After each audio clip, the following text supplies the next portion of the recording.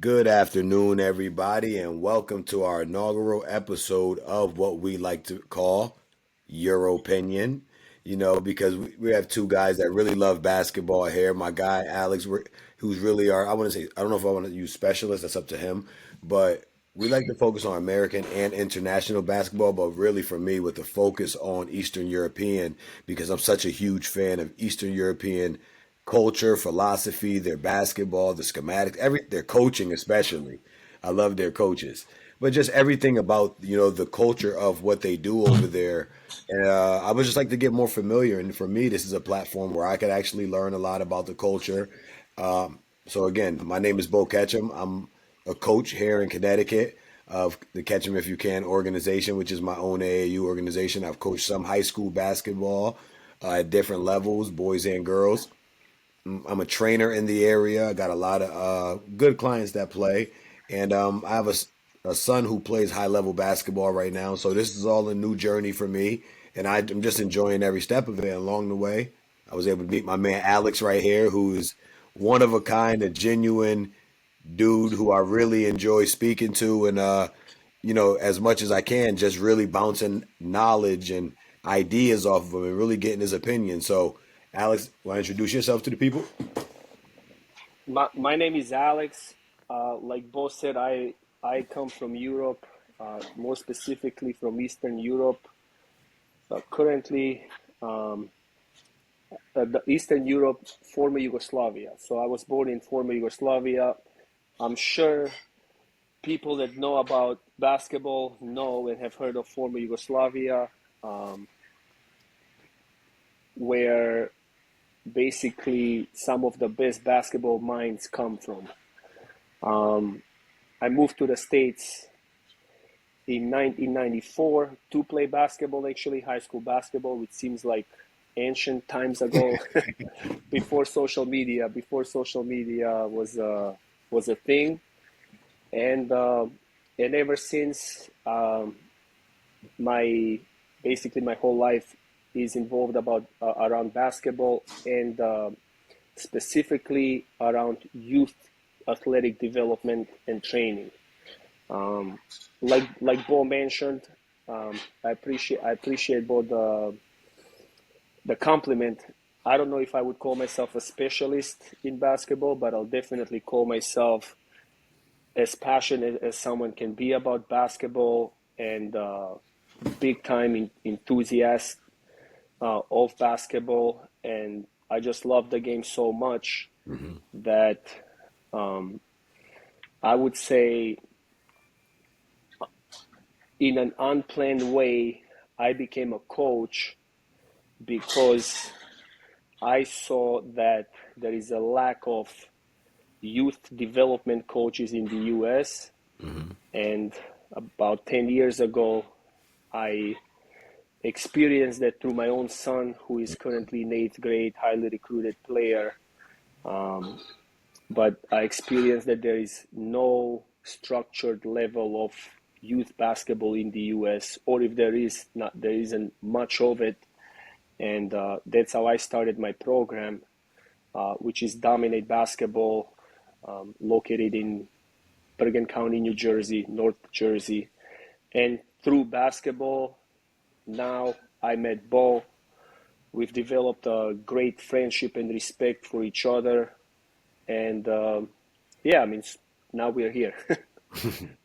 So, I'm just going to jump right in because even on your intro, you raised some interesting questions for me things I didn't know about. Like you even came here for high school. I kind of thought you came here after, when you were like in your professional career. So I didn't know you came here to play high school ball. So let me ask you Yeah. this. When you came here originally for high school ball, was there a culture shock? Was it like, oh shit, this is different? Was it faster? Was it slower? Was it more structured, less structured, better athletes, worse athletes? Like, what did you think? Yeah. Yeah. I mean, culture shock would be an understatement. Okay. From a life perspective, and then also from a sports basketball perspective. I moved here in '94, so I was 16 years old. Moved here as a junior in high school, but really not knowing much. You would understand if I tell you, but I don't think the youth would understand when we say back then you move and you don't know where you're going, because it's not like you can Google something or go online and be like, oh yeah, I'm moving to Waterford, Michigan, and I'm gonna go to Waterford Mount High School, play basketball. There's like, I don't know. I just moved Mhm. somewhere. I land. I get picked up. I did live with my aunt and uncle who didn't know anything about basketball, and I went to the local high school. So let, Funny stories. so hold on before Go you ahead. let me ask really quick. So before we get to high school, right? I do kind of want to know about before that. When did you fall in love with basketball? Was your Yeah, what and who influenced you to love basketball? Was it a parent, a sibling, a yeah, star that you watched? yeah. And So sorry, so so and when did you first get into it? Like what age and stuff? yeah. So in Europe, the culture with sports overall is different. It's very different. First, kids fall in love with sports. Generally speaking, when they play, they just free play. Meaning that we live in different settings there. There is not we live in very social settings. We don't live in homes. We live Okay. in apartments, and then the kids get together and then they play. Most sports that we play, or mainly the two sports that we play, are basketball and soccer.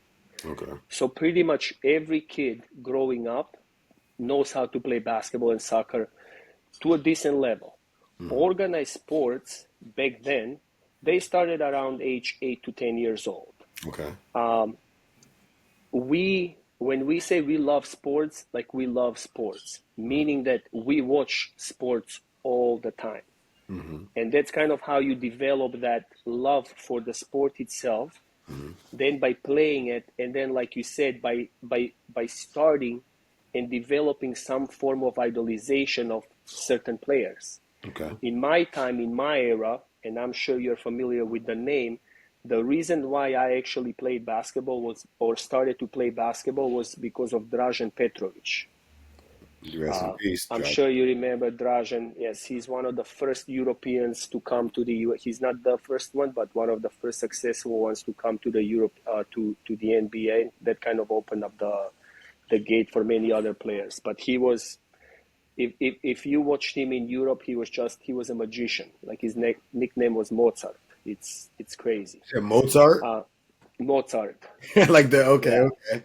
yeah, like the, Famous what do you call it? composer. Like the symphony, the composer, right? Like he was just incredible. So he is my favorite player of all time, European player.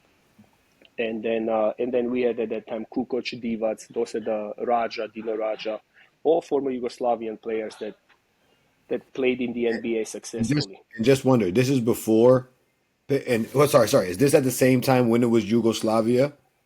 This is, yes. So it was still Yugoslavia at the time. However, unfortunately, we had a civil war in the early 90s. Mm. So before the Olympics of 1992, where Mm. Yugoslavia was going to play the Dream Team, and no, we would have not beaten the Dream Team, but it would have been a much closer game for So sure. let me ask this. At that time, who would have been your five? Just the veer off. Who would have been on the team at that time if it was all Yugoslavia? Okay, so at that time, if it was Yugoslavia, and my memory doesn't serve me perfectly well, but the starting five would have been Dražan for sure, Hmm. Vlade Divac, Hmm. Dino Raja. Those Okay. are two like 4-5, like nowadays like stretch 4-5 guys. Um, Toni Kukoc, Hmm. and then most likely it would have been another person that also played in the NBA, Žarko Paspalj. Okay. He was a lefty. Many people may not know it. He played for San Antonio, but then he came back because a lot of people don't like the culture in the US, and they didn't like the NBA style. And that's But the those would common have been the starting five, And that's the common misconception. You hear a lot of like interviewers and now that they're older, I hear a lot of players talk about like remember like Darko Milicic? of course. Yeah. And they say he could actually play. Like he was actually a player, but the NBA it just didn't suit him well. However, it was the Pistons might not have been the best situation coming behind Rasheed Wallace and Ben Wallace, Antonio McDyson, all of that. He was young, blah blah blah. But when I hear guys talk about him, they say, "Yo, he no. If you saw him at practice, he could play." But Right. it was before what the NBA allowed today. If you put him in Right. today's NBA, he was a player. But He then would be. they wouldn't allow it. They called them soft. Right, right. Well, I mean, they call them soft. It's different. It's always sometimes it's a matter. Even in today's NBA, it's a matter of how you fit into a team. Like Hmm. how many times have you seen actually like even from college, you see some superstar college player going to the NBA. He can even get playing time. He lasts a year, 2 years. Hmm. He won't get developed in the NBA. Then he falls off. Or Hmm. you see somebody in the NBA being traded to another team, and then he becomes like a bench player, doesn't even get playing time. Hmm. So sometimes it could be the culture of the team, it could be the system of the team, and you just can't get the system, and there is no time for development in the NBA, where in Europe, and that's one big difference between all European levels. There is a lot of time and emphasis put into development. And Okay. if you understand and if you ingrain that into the players, that development of basketball IQ, as people like to call it, Hmm. then you can be able to play on any level. Hmm. And that's really the structure of most European teams. Okay. Like I want to touch on something that you mentioned earlier, some of the differences. Listen, there is no question that American players are more athletic. There Hmm. is no question. Uh, Now, one of the big misconceptions is people throw the word skilled too loosely. Okay. They think that American players are also more skilled. Hmm. And I will respectfully disagree with that. And we can debate this. And I'm open to debate it with anybody, because I believe that my perspective and my opinion, I can back up my opinion on that, and this is why. How do you define skilled? In the US, people look at somebody that's skilled how? Because they can handle the ball, right? And they can score. And that's about it. So let's pretend your son or a player has these crazy ball handling skills, Hmm. or he may be physically more dominant than others. He can drive and he can score, but that's the extension of his game. Hmm. So what is he really doing? He's doing one skill. He can handle the ball. And that's even questionable. Is he scoring with 2 dribbles, 3 dribbles, or is he scoring with 17 dribbles? Because the other team also doesn't know how to play defense, especially on youth level. 100%. Whereas European players, they don't look so shiny, they don't make the fancy moves, but they can still handle the ball, because you can't steal it from them. They can still handle the ball. They can still beat you off of 1 or 2 dribbles. Hmm. They can still pass. They for sure can shoot better. They may not jump as high, but they can rebound better. They can box you out. Their footwork is impeccable, right? Hmm. They Hmm. understand team concepts and they understand defensive concepts. So, Now, now, there's going to be people that see this, right? And they're going to throw names out there. Well, what about Kyrie? Who's my favorite player? I love Kyrie. Kyrie's supremely skilled, extremely skilled. But correct. but he covers the bases of what you just said. And if you talk to Kyrie himself, he'll talk about his triple threat game, being able to score off 0 dribbles, 1 dribble, 2 dribbles, max 3 dribbles. Correct. People think because Kyrie's a great ball handler. What I taught my son early is he's a great ball handler, but he keeps it very simple. All he's going to do is attack that top foot. He might, instead of crossing back, might go between his legs or might Right. snatch. He's just going to keep attacking the top foot based on what you give him. You get what I'm trying to Right. say? He's not going to try to over blow by you off speed. Like, he's going to. So I agree with you when it comes to just the overall skill of a basketball player, especially when you look at, because like you said, we have overwhelming athleticism. But the skill level doesn't match. If our skill level and development match that of, Europeans with our athleticism, it wouldn't be a question. Not even a question. That's why you have guys like you say, you have guys like Kyrie. That doesn't mean no American player is well developed, but considering the considering the amount of basketball players that play in the US, the Mm-hmm. percentage is very, very low. Mm-hmm. That's why, like, even in today's NBA, for example, you can look not how many European, non-American players, but really European players are in the NBA that are per se the best players in the league, or some Hmm. of the best players in the league, Hmm. who are not athletic, right? Like, look at Jokic and Doncic, who are not athletic, Hmm. who are, or so we think, like that's what people generalize them as, but um, They just know how to. but they just know how to play, and they come from small countries, so the Mhm. percentage of players that get developed from the smaller countries is basically equal to the percentage from that come from the US that play in the NBA, but the US is a country that's so much larger in population. And that's the problem here. If kids were developed here, to go back on your comment, uh, the way they could be or should be, it wouldn't even be a question. I mean, that American players on all levels would be superior. So let me ask you this, just touching back a bit. Again, we're here, on our first episode today with the EuroPinion podcast. I'm really loving just hearing, the insight from my man Alex right here. And I just wanted to go back and touch a little bit on. You talked about what's his name, Petrovic. Yes. You were younger, so I know that the culture of Eastern. We're gonna keep talking. I don't want to keep having to say Eastern European specifically. I know the culture, what you grew up in when it comes to sports, is very team oriented, right? Yeah. So how do you find a guy like Petrovic who has that individual flair and has the everything that it takes when you have how can I say this, when you guys develop, I don't want to say uniform players, but everyone is skilled, everyone can dribble, everyone can pass, everyone can shoot, everyone has IQ. How do you find your Luka Doncic's, your Petrovic, your Jokic's that has that little bit of flair and individuality that takes them to another level? I Because mean, I believe in with neither. Petrovic, it was really his relentless work ethic. Okay.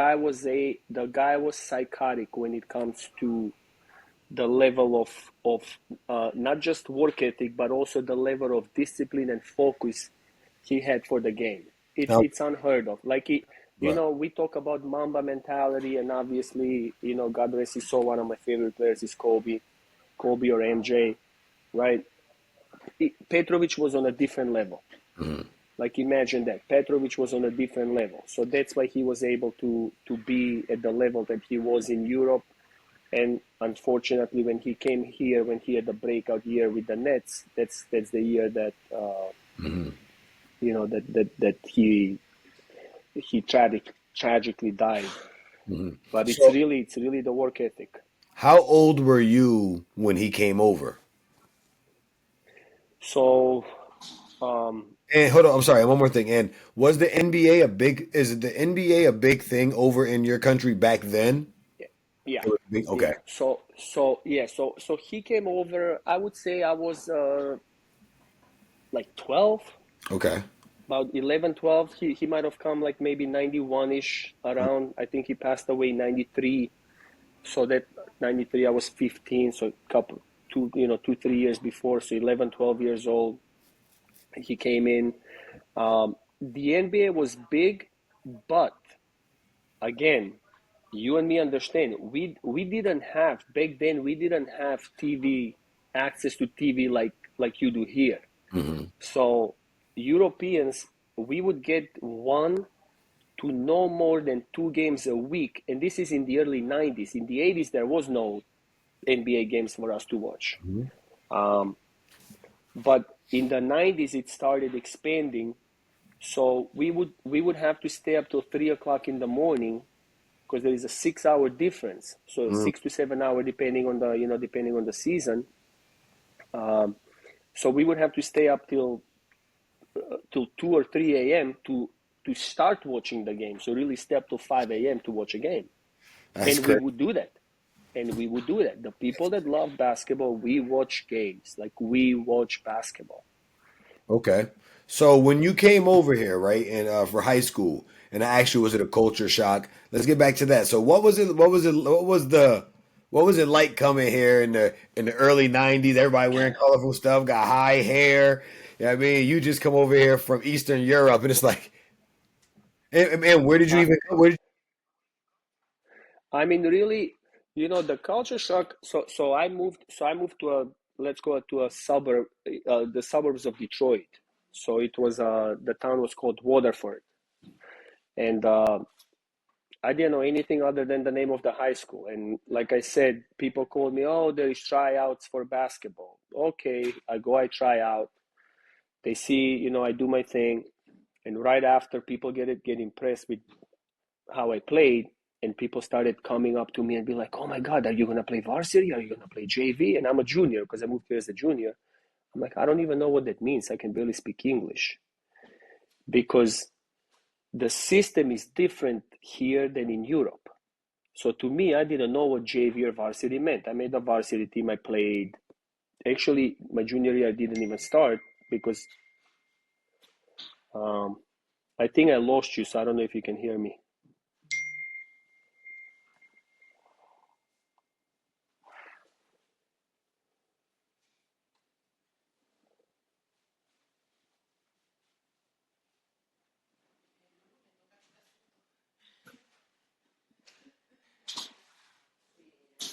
Are you there?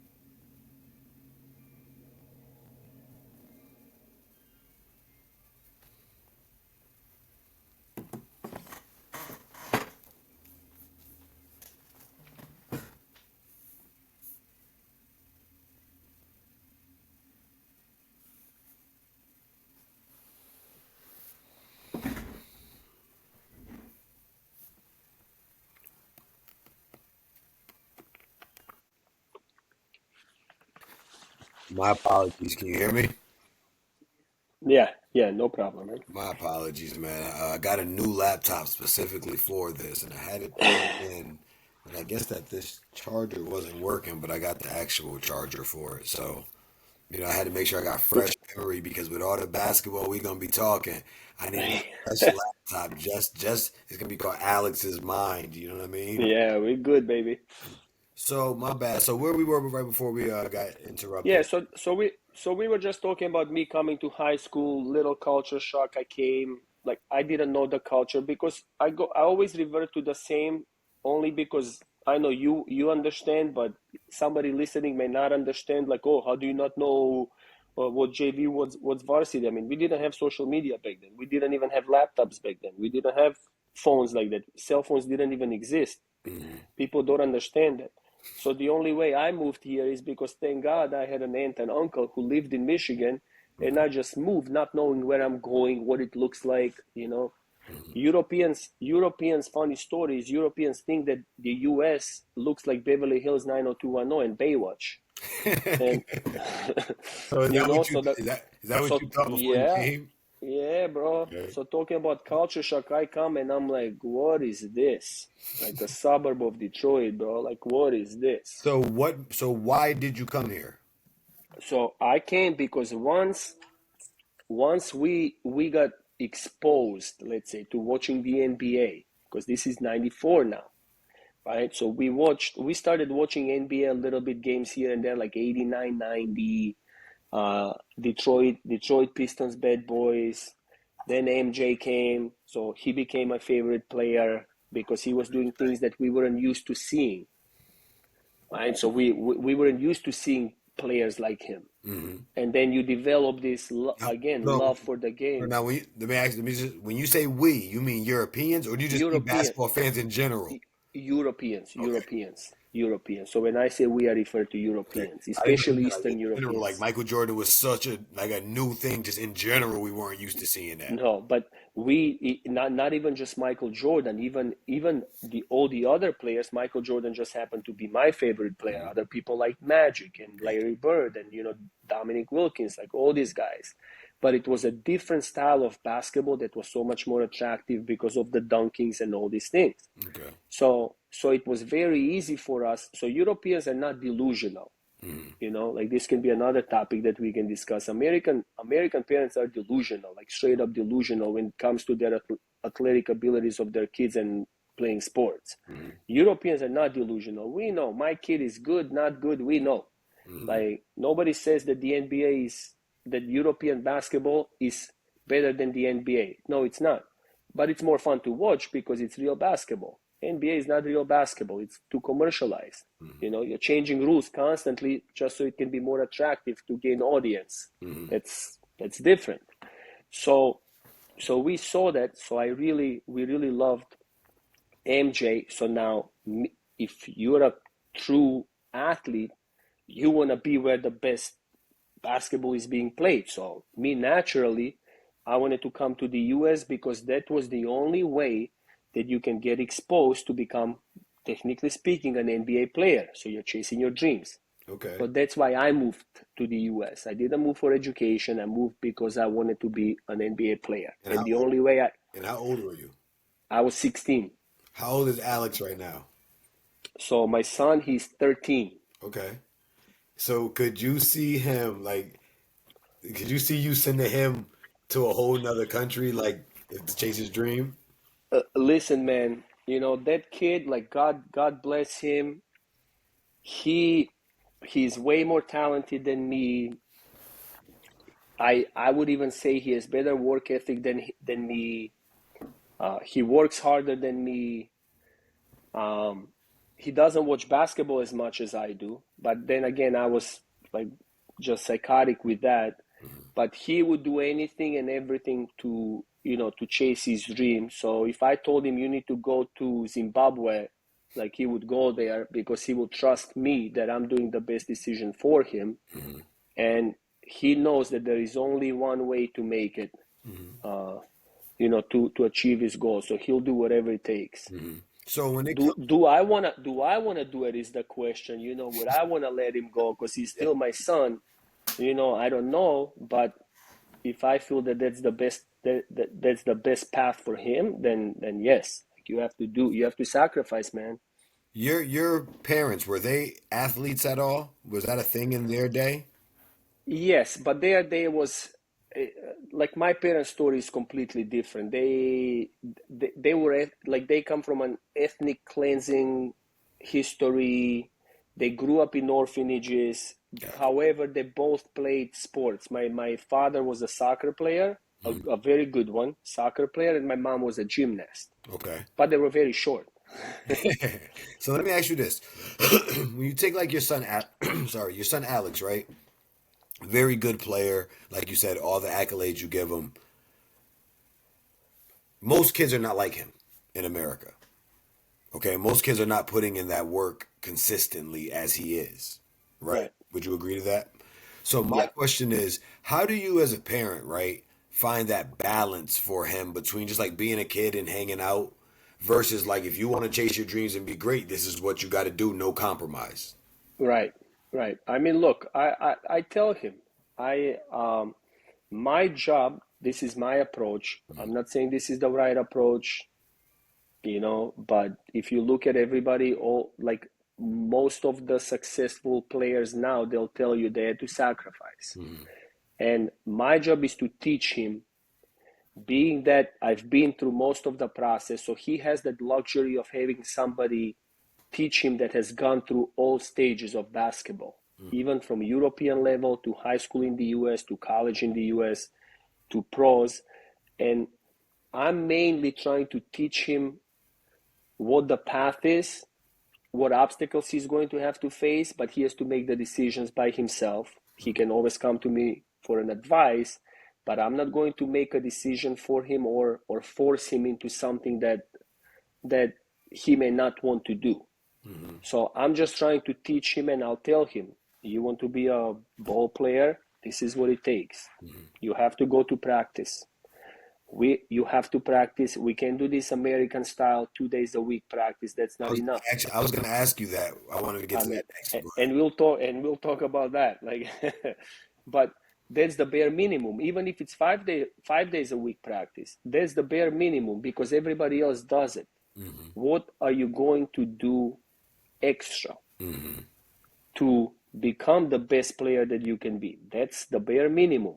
Mm-hmm. There is only so many spots in the league or in professional basketball at all, or even in high school. First, and then and we set realistic goals based on the moment. Mm-hmm. Like the goal, the dream right now, the dream is the NBA, like everybody else. Mm-hmm. But we're not practicing for the NBA right now. We're getting ready for high school. Mm-hmm. Like he's in eighth grade. We're getting ready for high school. Like that's like we don't skip steps. Mm-hmm. So I'll tell him that, and then I tell him this is actually a good example that I learned, even though that's the same approach. But Bronson's dad Mm-hmm. said he gave Jalen Bronson he told him you're gonna have to make a decision. There is school, there is practice, and there is social life, and you can only pick two out of the three. But if you want to be a basketball player, school must be an option. So you're gonna pick social life or basketball, and that's kind of how he is. I told him, you are growing up now. Real life is gonna catch up with you. The older you get, the more distractions. You have to make the decision how to handle all of that. So when you And take like let's say I just want to use your son because you have the experience. For example, and you if you take him today, the kid he is, the great sweet kid he is, and put him when you were coming up, and I'm not, and he was on the court against you and your guys, and I mean just like the physicality, like you said, he was more skilled. He worked harder. He had the work ethic, but when it came to just the pure like of how you guys were, how yeah, can you duplicate that in today's era of kids? yeah. So that's one thing that's missing, I believe, even here, Mm-hmm. because my approach is you get better at practice, right? And this is kind of like a topic that maybe we'll get into talking. Um, our practices were hell. Like it's hell You meant because back home. in Europe, back home my age, and even now, because when you have a team in Europe, youth basketball, there is no AAU teams that any dad can just start and hey, I'm going to pick up like 12 kids, 8 of them are top-notch skilled players, and I can go and you don't even need 8. You just need 3 players to win every tournament you can think of in here. Like that's just what it is. Whether you cheat the ages or not, that's all you need, right? We're gonna get into that So too.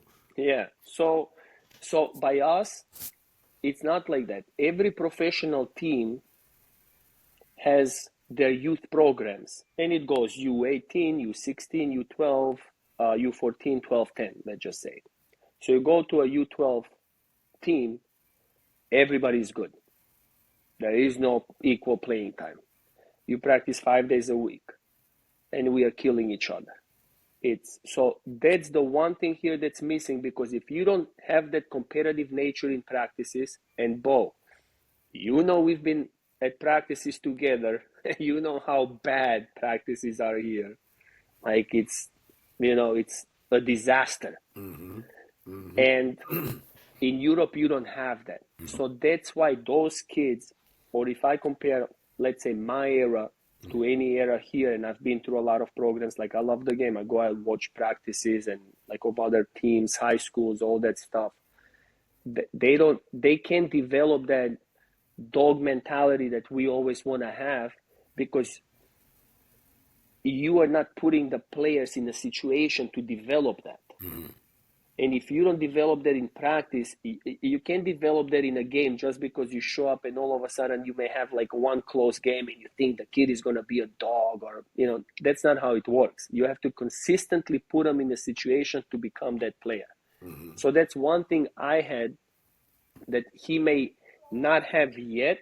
He has a killer mentality, Mm-hmm. but it's not to the level where where I would like him to be yet, because unfortunately for him, he doesn't have that everyday competition yet. So how do you build that? Because like I always say with my son, with Michael, right? He's a manufactured killer. He's not a natural Right, born killer. He's a sweetheart. He still loves Disney movies. Like he's the greatest right, in the world. But because he's the only, before my 2 daughters, he was the only kid in the family, no cousins, older siblings. I had to not only be his coach and trainer, but his big brother, his father, his bully, you know what I mean? Just to really try to toughen him up a bit, you know what I mean? So I feel like I had to manufacture some toughness into him, in some like gumph to go get it. How do you manufacture those environments for your kid, but also keeping it safe and controlled? right. I mean, it's tough. It's tough finding that type of environment. I like he's been recruited to play with different AAU teams and whatnot, and nationally ranked, and all this nonsense that people talk about in AAU basketball. You guys have rankings and things in Europe? No, no, man. Like there is no rankings. Who cares? Who cares who is the best 12, 13-year-old player in the country? Who's the best Like what, third grader in the country? what are you talking about? Like second grader? Like come on, man. Like that's just ridiculous. But you know, So like okay. to you, Um, is there a culture of entitlement in America? Like when it comes to playing time or parents or oh yeah, yeah. I mean, like in the AAU programs, of course, Mhm, because people think, let's be honest here. People think you pay, and if you pay, you deserve to play. mhm, I don't run my program like that. I mean, my program, I have a couple of competitive teams that can compete on any level, mhm, age appropriate. mhm, Like I don't bring 17-year-olds to play U14. Like I mhm. don't do that. I'll play, and we play hard. But generally, um, there is entitlement on any level. Like everybody thinks their kid is the best way. That's also the wrong approach, I think. Confidence is confidence, but if you don't love the team as a team first, even as a parent, regardless whether your son is getting playing time, then you are not, most likely you are translating that type of energy to your child later. So now your child is completely losing out on the experience of what youth sports and youth basketball is about. So when I signed up my son to play for different AAU programs, I actually signed him up because he was recruited to play in a competitive level of programs, but I not caring about playing time, I could care less whether he played a minute or two, but the practices was what I valued. Hmm. And then when I saw that the practices are not competitive, Hmm. like I would expect them to be with top-notch players, uh, there was no there was no benefit of being with good players, but you don't practice the like you're play. Put it this way, you're practicing zone defense. Like what is that? At Well, 12 years old. I have, So as I've gotten older and more seasoned in basketball, I've developed a disdain for zone defense. Now, again, I don't hate it. Um, there's a place for it, but I think it right, should not be taught until the principles and understandings of so kids know how to play man. correct. Don't substitute man for zone because your defenders are bad or willing or not willing to play man defense. Zone, Well, I believe, is lazy, but I but believe that it's needed in some situations. But everyone should know how to play man defense. no, correct. Listen, you have to teach all aspects of the game, and zone defense is an aspect of the game that needs to be taught Hmm. at an appropriate age level. Hmm. The problem is the coaches that coach zone defense is because they don't know how to coach man defense. Hmm. Number one, because it's harder. It's harder to coach man defense because there is so many other obstacles you are facing when you play that. Hmm. Number two, they are actually cheating the game. Hmm. So somebody will say, "Oh, why is that, man? But because we can win a game." No, you're teaching zone defense in second and third grade, and fourth grade and fifth grade. But what is the purpose of zone defense? The purpose of zone defense is to force an outside shot. Hmm. Who can shoot the ball in second grade, third grade, fourth grade, fifth grade, sixth grade? Well, actually, second, third, fourth, and fifth, nobody can shoot threes. Just because you can throw the ball, that doesn't mean you can shoot. Hmm. Sixth, seventh, even eighth, who can shoot the ball consistently? Maybe one player per team at the very most. We are talking about consistently. Hmm. So, what you're doing is you're cheating the game, and then they're trapping and they're double teaming kids. Like, why would you do that? Because second, third, fourth, fifth, sixth grade kids don't know how to pass yet. Hmm. And then again, this goes back to the beginning of our conversation. You are not teaching those skills. Hmm. What are you teaching in your practices? Ball handling. That's what you're teaching. You're not teaching passes. Hmm. I mean, I have players and I see players. I see high school players who do not know how to make a pass. They don't know how to make an overhead pass or a one-handed pass. So, as you know, I have a son who's a freshman in high school myself, who plays at a very high level of basketball. Yeah, Me and you have a lot of the same outlooks when it just, and that's why we connect when it comes to the game of basketball, and it comes to doing it the quote unquote right way. I don't believe in reclassing my son to beat up on younger kids, to be ranked, to be a 5 star. None of that. I want him being challenged at every step of the way. And you know this, even when he's playing well, I send you tapes, you critique him for me, let me know what you think, and I value literally everything you say about it. So when I look at a lot of just what's going on in the culture of basketball, youth basketball today in America, it just kind of baffles me that, you know, on both sides, like you said, just the lack of teaching and developing. Now, me with Michael, I knew what AAU was for. It was a showcase. It was a certain stage, a platform that I wanted to use to showcase the work he's put in right. for his gratification to see that, oh, look, you're getting better. But Yeah, then to substitute the work that me and him put in daily, every right. day. So I didn't look like most parents. They look to AAU to get their kid better, to develop their kid. They look Yeah, at these coaches that just talk like they old school Mississippi pimps and try to convince you to do what they want you to do. yep, They couldn't do that with me because I know the game. So a lot of times I don't care what you're saying. What's the basketball like? Why isn't he playing? I don't care about this kid's rank or who he knows or what school he's trying to go to next. He's not better than my son. I don't care if he's right. 2 years older, nothing like that. Is he better or not? And that's the politics you learn about at this level. Now, I just want to touch on really quick, with my son being at this higher level, the reason I brought that up is because you really start to realize once you get to these next levels that a lot of these kids are just athletic. They're big, they're athletic, they're fast, they're strong. They can dunk it, they'll dunk on you, they'll beat you in a full speed full court Right. up and down. But when you really slow it down, a lot of these kids don't, and I mean at every school. Now, I'm not saying our school specifically. I'm just saying at that level the kids we've been seeing. There's no like a lot of them don't really have the it fact. Like none of them have like they can't either if they're athletic they can't shoot. If No, they don't. they jump, Right. they can't So dribble. They can't it go goes back. They don't have the skill. It's very simple. every time they pump fake, jab step, go left, they shuffle their feet. They got to set their feet to try in their body to go left. Like it's not smooth, and it's like, ugh. And Michael is looking at me like, this dude. And I'm like, that's the one they say, and he's like, ew. And I'm like, I know, like, That's exactly what I said at the beginning. They don't have the skill. So if they shuffle their feet, what skill don't they have? They don't have the footwork, mm-hmm, right? So they don't have the footwork. If they don't know how to put the ball down without traveling, mm-hmm, like you're doing a jab, a pump fake, your first step is part of the footwork, and that's your basically most important step. mm-hmm. So that's the thing. Or they can't shoot, so they don't have the skill of shooting. Or like you watch some people come off of a screen. Now let's say I'm coming off a screen.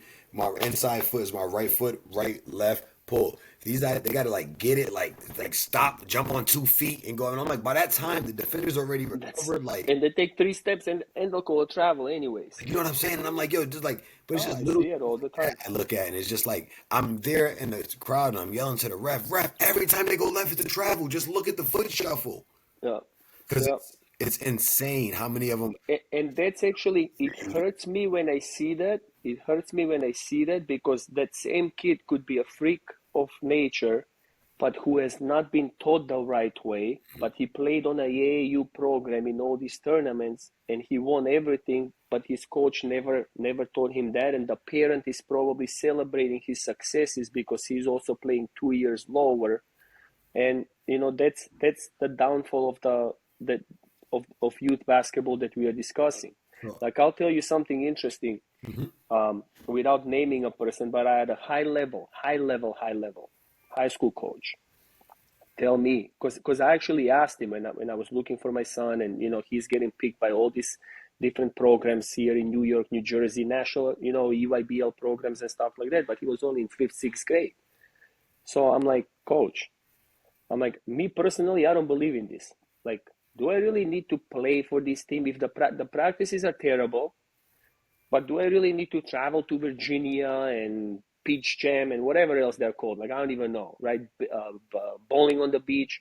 He Yeah. goes, Alex. He goes, listen. He goes, every parent thinks that their kids are going to get exposed, and coaches are going to go there and they're going to see them. He goes, no one goes to those things. Nobody goes to those things. Now, when you come to EYBL and you're a high school kid, Hmm. and that's now it's hand picked, Hmm. right? Like hand selected the players that will play for EYBL teams. Then that's a different story. Hmm. But even then, they're just good for the kids to compete, so that let's say you can compete with the best of the best. You But still, there is no practice. are in. You're just competing, so you're scrimmaging, which is good. Hmm. But how much are you really learning? You're not learning that much. Hmm. So that's why kids lack fundamental skills.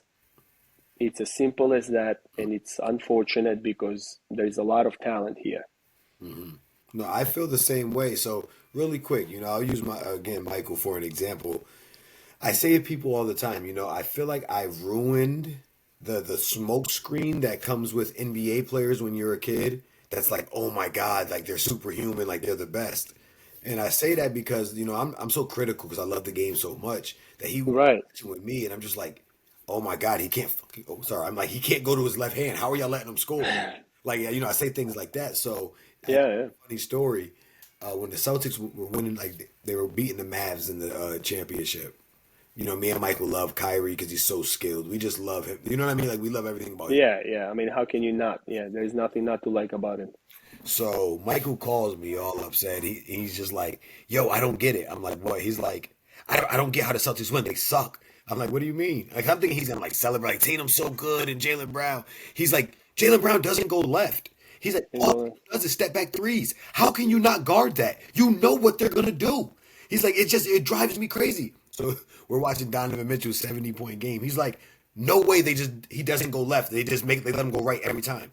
These guys are in so he looks at them as like real humans. He looks at them like, oh, this dude he don't even go left. I can guard that. Like, yeah. you know what I I mean? mean, one thing that I can tell you, he's probably seeing it the right way, but I'll tell you this also. In the NBA on that level, and I've coached some NBA players, right? I've participated in individual skills training with them. I've coached them personally. I've helped out. They are different. It's very difficult, it's very difficult to take away Okay. something and force them to do something that you may think that they cannot do, because pretty much they can do everything. Okay. However, uh, when you play in the end on NBA level, we see it from a fan perspective, 100%. but we don't know what the team defensive concept is, so that they allow him to do that. Now, I wouldn't agree with that because, and this is why European basketball is great. There is no way ever that they will allow him to play at his advantage. So there is no way. So let's say he's a weaker left-handed ball handler. I'm not gonna say, I'm not gonna go as far and say he can't dribble with his left hand, but I'm just gonna if he's weaker, strong as his right. they will explore that. But They would force him to use that more. right. But listen, these NBA guys, and I played. So when I moved to the US after my school, I lived actually in LA for 7 years. This is back in before Instagram, 2003, 2002 to 2009. I lived there. Okay. So in the summers, I would play with a lot of NBA dudes. One of my favorites was Gilbert Arenas, Okay. and obviously he has a huge podcast now. Gilbert, invite us, Gilbert. We coming, baby. Yeah, man. I mean, it was him. It was Earl Watson. KG used to play. At UCLA, Chauncey Billups.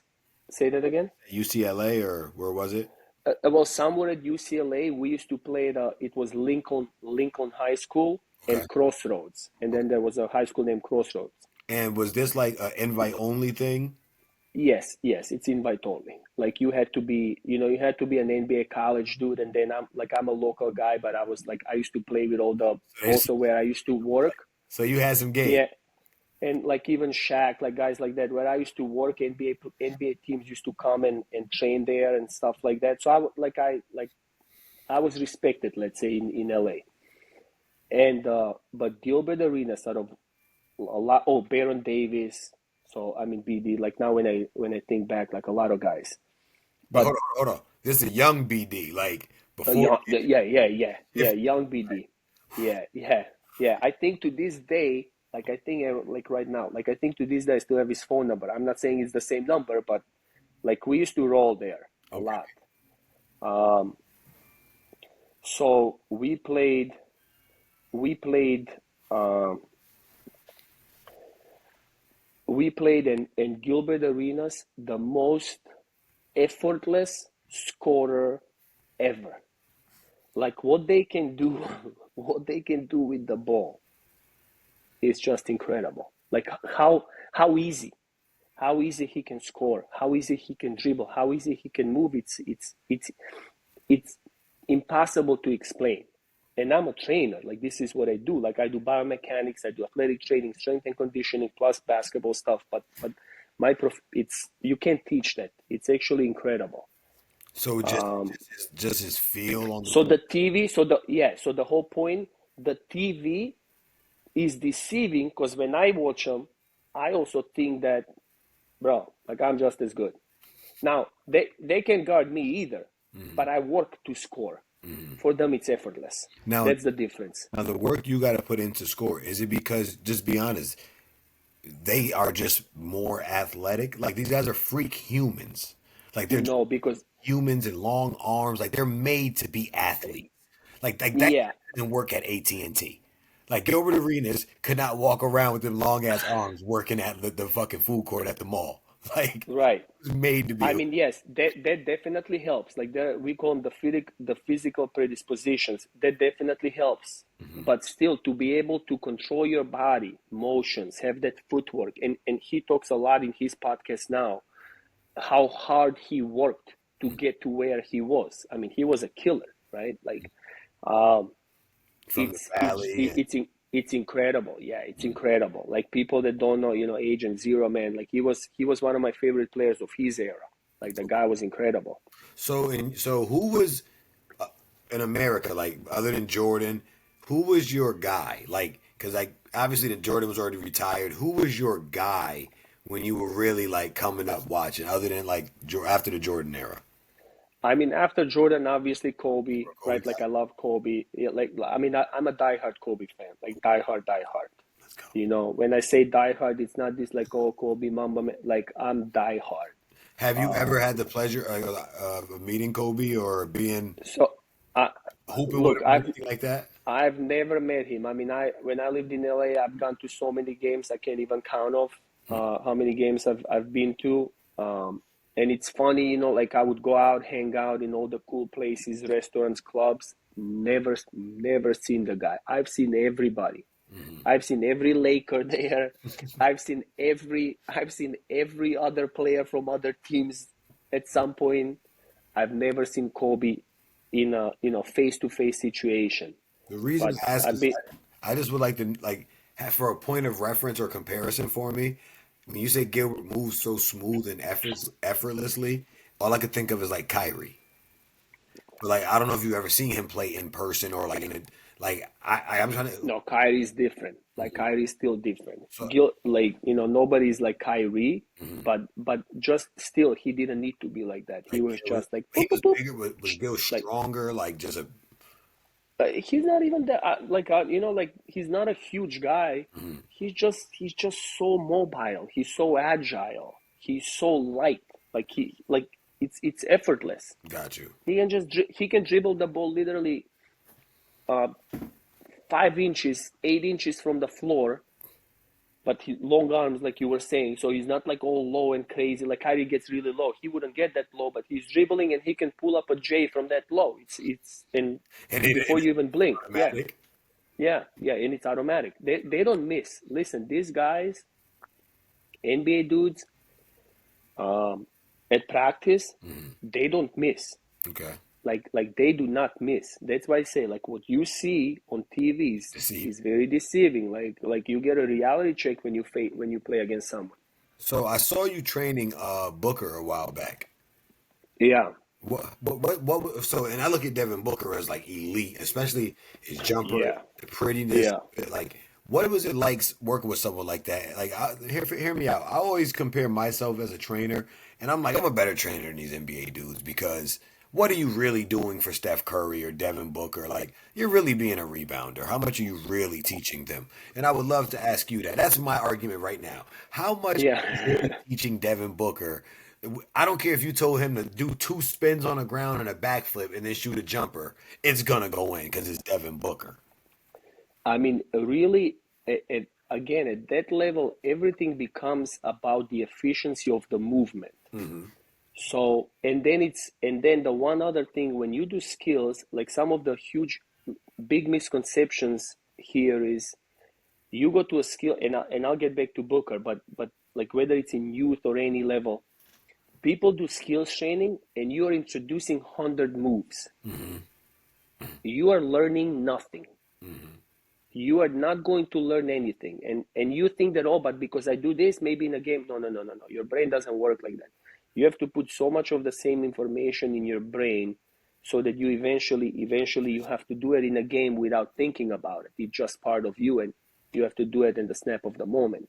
Hmm. So when you're coaching somebody at that level, whether it's Booker, Tatum, like whoever else, you are the ways you're dissecting his game. You are seeing where is he getting the ball, what positions will he be put in a game. And if you know that he is getting the ball on the right wing and you're going to do a pick and roll or a pick and snake, and now that's how they're guarding him. So you are developing that move, and then you're developing a counter move to the move. And at the very most, you're going to develop another counter to the counter. And you are practicing that. And for the most part, you're practicing that maybe 2 times a day for a month, because it makes a difference how long of a step you make, how you take the dribble. Are you really, people don't think about all these details that are involved in making a move. You are snaking a ball, but are you protecting a ball from somebody trying to tap it from behind? Like, where are you keeping the ball?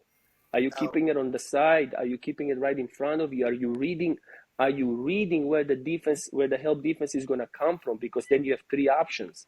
Are you keeping the ball to take a jumper, or are you, you know, Do you believe all of that is necessary? And I ask because you didn't have that growing up. You didn't have a skills trainer. right? That's why I didn't become an NBA player. Okay. No, because I'm a skills trainer too, and these are things that I wonder in my own head, and I'm like, yeah, do these guys have trainers? Like, am I taking away that element of learning these things on your own from my son, or is it improving his game? Which I think I'm on the side of it's improving, but I do definitely think about these things. I mean, look, I'm all about, Activity? it's like, use Steph Curry for example. Does he need to work on shooting ever? No. But he does, Hmm. because he can always get better. So no matter what you do, you can always get better. Maybe it's that 0.1 second of a quicker release, higher release, whatever it may be, that one step, how quick you're stepping into your shot. There's different ways, and different trainers value different things. My approach is different than some other one, but there is also a lot of, like you mentioned, there is a lot of NBA trainers that I see, and I'm like, bro, like, what is this? Like, but what it does, though, even if it's bad training sometimes, and this is my philosophy, because no matter, again, I've been around a lot of NBA players face to face. I've seen them, I've trained them, or I've trained next to them. A lot of them both don't train.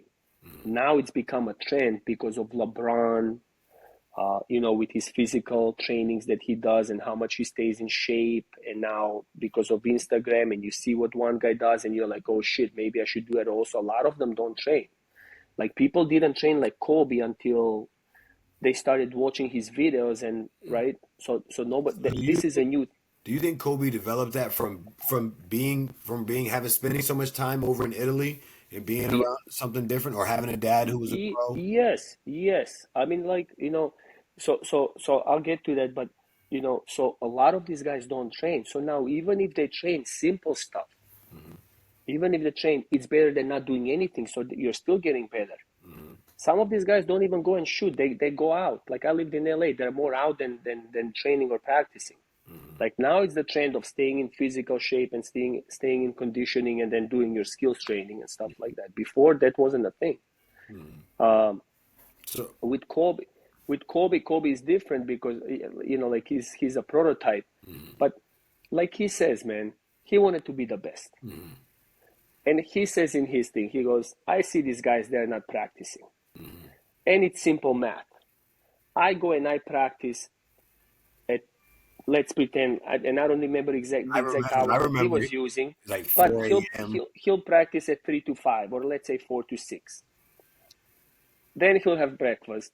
Then he'll practice with the team at 10 to 12. Everybody practices 10 to 12, bare minimum. Then he'll practice 2 to 4. And then they'll have the second practice with the team in the evening. So he basically puts 4 extra hours, plus minus, I don't know exactly the hours, right? 4 extra hours per day, more than anybody else. So now add all the hours per week, per month, per year, and he goes, 5 years down the road, you can catch me. And it's a simple math. Now, also, his practices were structured. He doesn't waste time, right? Like, he doesn't waste time. You can take 1,000 shots, There's all these guys now that are coming up with it. Like Gilbert Arenas. He said, I didn't know how to shoot until he ran into Chris Mullin, he said. Or he said he didn't know how to work out. How to work, yeah, how to work out Chris correctly, like how taught to have a shooting practice. him how to be more efficient with his workouts, and I saw that. Correct. Yeah, that's what I mean. Like he didn't know how to have a good shooting practice. He goes, yeah, but I'm taking 1,000 shots. But he goes, you're taking practice shots. You're not taking real game shots. So he's like, I'm shooting 10 for 10, 20 for 20. And then he gives me one drill to sprint a little bit, which was a game like shot. And he goes, I'm shooting 0 for 10. There's a difference. So your practice also has to be efficient. Anybody can copy the practice. You can download practice plans from online. But how you do it, how you execute it, which is the big word, execution, is Let me ask you this, okay? So I know you're married, you have a wife, and you also have a daughter. Now, in my now, I'm blessed to have Catherine as my kid's mom because she's a former athlete, All American athlete at that. Let me put that out there. And water yeah, hell polo, yeah. very good athlete, very very competitive. So she's on Michael Whitney. We're both pushing him. How do you, I don't know how your wife is. I have no idea. I don't know if she was an athlete. I don't know if she wasn't. But I know she's a mom, Yeah, and she's a boy mom. yeah, How moms are about their boys, just same yep, way dads are about our girls. Like I always, yep, like I always laugh and say, your son could have 50 points in the game, and it's like Alex played well, and your daughter could just like do a cartwheel, and it's like, but look at my baby though, like she's the yep. best, lady rather, like we're all. I'm like that with my daughter. True. So, All true. but moms are the opposite way, like with their sons. So you being from the culture that you are of hard on them, listen, either you're gonna sacrifice or you're not. It's up to you. Yep. How where does she stand, and how does she feel, like, how does where does she stand on those things with her little boy? I mean, look, man.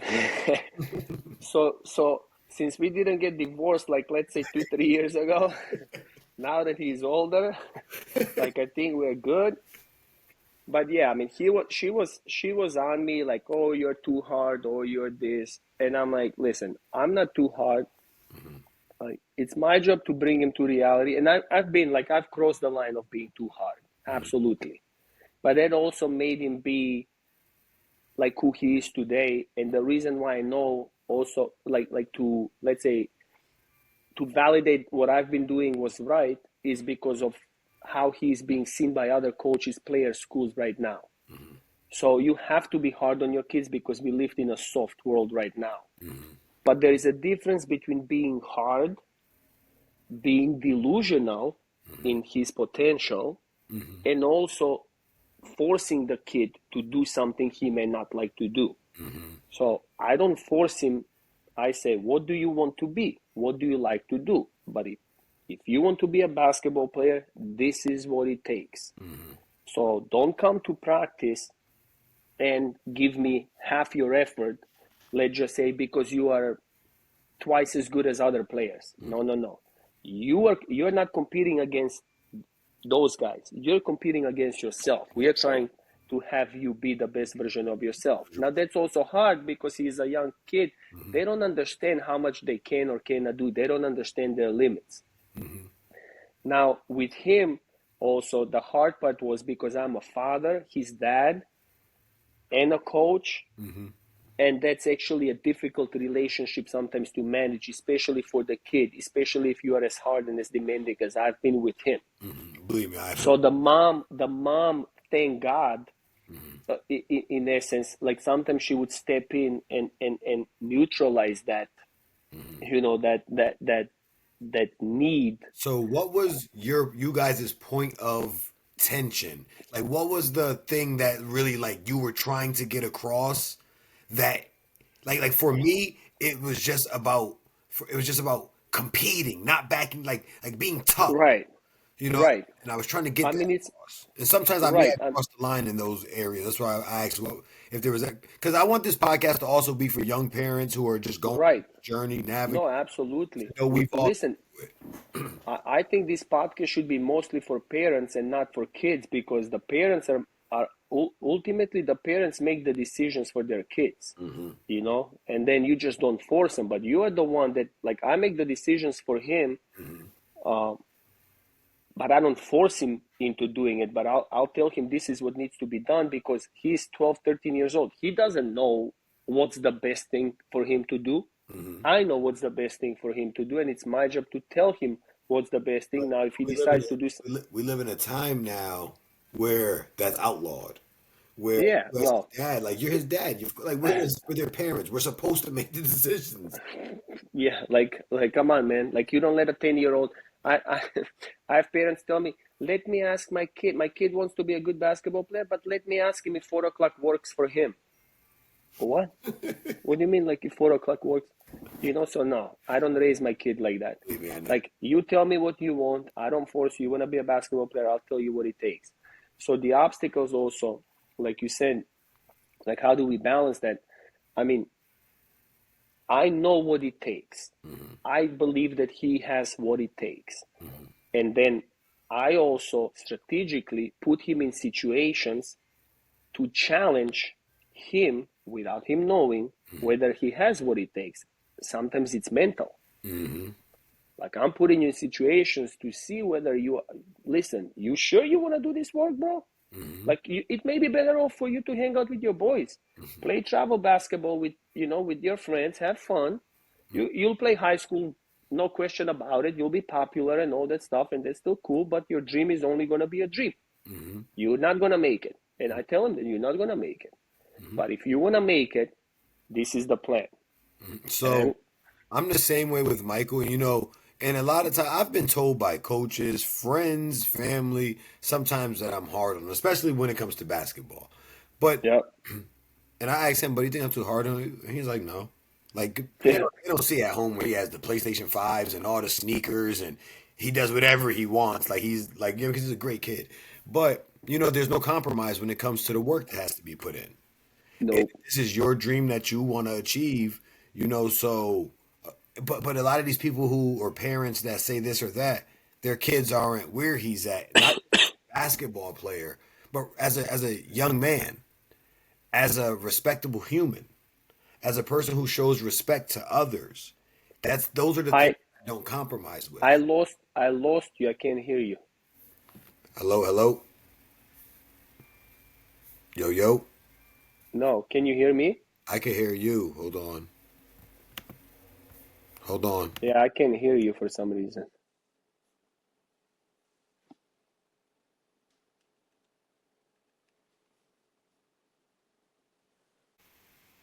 How about now? No. Can you hear anything now? My mic is moving. It's saying that you got me.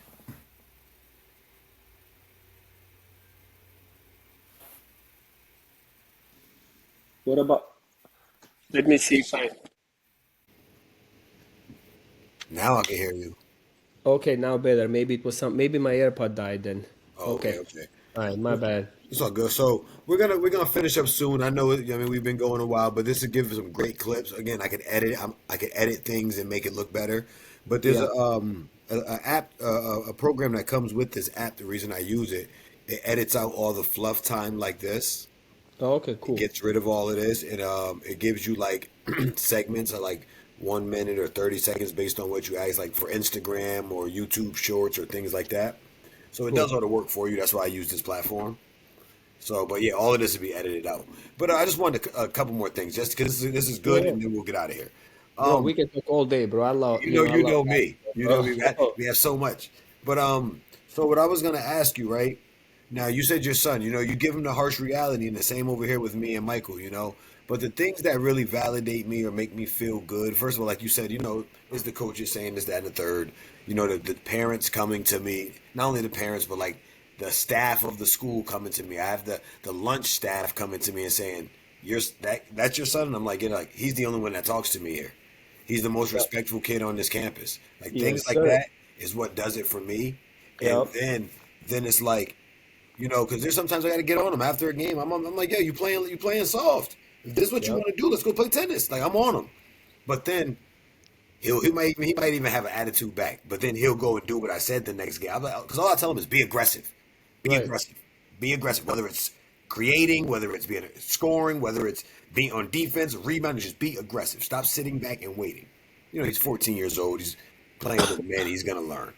But Right, and then he'll do it, and the first person he thinks to call is me. You know what right. I mean? Hold on, give me one sec. Give me one sec. Hold up.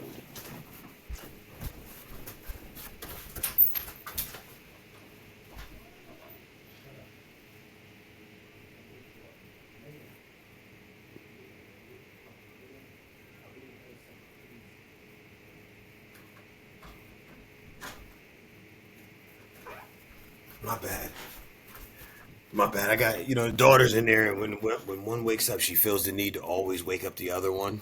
Yeah, yeah, of I'm like, course. ah. And that's why I said I'm gonna be done pretty soon. But yeah. As I was saying though, I just look at these things, and those are the non-compromisable things for me. In the same respect that he has for people is the same respect that I expect him to have for the game. And Right. I've taught him integrity from day one, and that's even in the face of the reclass epidemic. Yep. And there's nothing wrong with that. Whatever you want to chase your dream, however you want, that's fine. But for me, I've always believed in there's ethics of the game. There's a true love of the game that we have, and we never want to cheat it. So, and I've always believed, if you're good, you play up. If you're good to get better, you play better people. Yeah, I mean, look, man, you're saying all the right things. Um, like I've always loved what you do. There is so much more to talk, especially about youth basketball here, and that there is so many different topics within that. But this last thing that you mentioned, and I actually I'm not big on social media. Like I have it because I guess you should have it, Hmm. but I'm not big. But I see all these people now all of a sudden became influencers, and all these skills coaches are getting into certain things now, talking about how many practices people do in Europe. And that became from the podcast that Gino Yerulima did when he said, oh, people in Europe practice 5 to 6 days a week. But I'll tell you this, not all, but most have no clue how the system is in Europe. They just talk. Hmm. They heard someone say, oh, they practice 5 to 6 days a week and they play 1 to 2 games, which is true, and that's the way it should be, but they have no idea how it's structured in Europe. But my point about what you just said was about playing up. Unfortunately, they allow that. That's the new reality. Hmm. People will take advantage of it. I believe it's unethical, but if it's within the rules now, Hmm. even you and me we may have to entertain that idea at some point, because Michael is 14, my son is 13. He's going to be playing against 19-year-old. That's a big difference at that age. When you're 25 and 31, that's like that's man to man. Like right now, it's a child to a man child, Exactly. completely different. But this is the problem, because somebody may say, okay, how is that wrong? This is why it's wrong. You are basing everything here based on grade. Oh, the top eighth grader who is like 17 years old, bro, he's not a top eighth grader. Like if you reclass the kid and held him back and he went to school 1 year later, he's 17 years old. He's not a top eighth grader, whatever it may be. The rest of the world, everything is based on age. So you're either a U12 player, U14 player, U16, and then I believe it's U17, 18, 19, and it goes maybe to 20. And why is that important? Because if you want to play on a national team to compete in a world championship, because they do exist for younger teams, you're you can be the top eighth grader, but as a 17-year-old, if you're the top eighth grader and you're not the selected for the U17 team of US national team, that means you're not the top player, man. Hmm. You get my point? So 100%. so it doesn't matter that you are the top whatever grade. Like if you're a top player, you would be playing for the US national team. Hmm. That's what you want. So that's why here everything has become so commercialized, so reversed. It's ruining the game Hmm. overall, because long term, maybe in our lifetime, we will see a big shift. We are already seeing a shift. Like we're already seeing a shift even in the NBA. There's a lot more foreigners that come into the league now, Hmm. because now, not like in my time, the NBA is more exposed. Basically it's more approachable. It's easier to make it. Hmm. So, and now it's easier for American teams to scout out Hmm. the best European players Hmm. who have most likely similar athleticism, and it doesn't need to be better athleticism, but they have a much higher basketball IQ than Hmm. players from here, and they're seeking out those type of players. But it just makes me wonder: is basketball IQ important in the U.S. now? Again, to me, it is. This is how my old ass could still play. But it's like I look at Yes. the NBA, and it's like, do they really care as much? Because I look at a lot the shot selection, the dumb stuff that is done in the NBA, just to putting up 100 threes a game is just a lot of the things that go down. It just makes me wonder: do they even care about basketball IQ anymore? Right. I mean, it's insane, like what they're doing with the game. But again, that's structured so they because they think it's more entertaining to score 140 points, and then when I see a 140-point game, I don't even watch the game. I don't Like even watch the I'm highlight. not I'm not worth even it. impressed. But still, it's important because if you don't have that, most teams like look at Luka, right? Hmm. Like his basketball IQ is so next level. Jokic obviously is so next level. The guy has 15 assists and he looks like he's not even trying. Hmm. And he can still drop 30 at any time. And he we would call it we meaning in the US we would call him a non-athlete. Like you're not picking him. He's not your first pick if we played if we played at the park. Let's just say that. No, you're right. You're 100% right. You know, what we're gonna do is we're gonna end it right here because my daughters are getting up. You know, we could go all day. All day, baby. I enjoyed this episode. I'm definitely gonna look over it and everything, and we'll go from there. Me and you would definitely come up with another time to do this. This was fun, man. And then Sounds good, man. go from there. I appreciate you, buddy, and I enjoy it as Any always. Thank you guys for anytime, tuning in with us, and I'll be putting this out to the world soon. anytime, bro. All I'll right, buddy. talk to Thank you. you. All right, bro. Bye.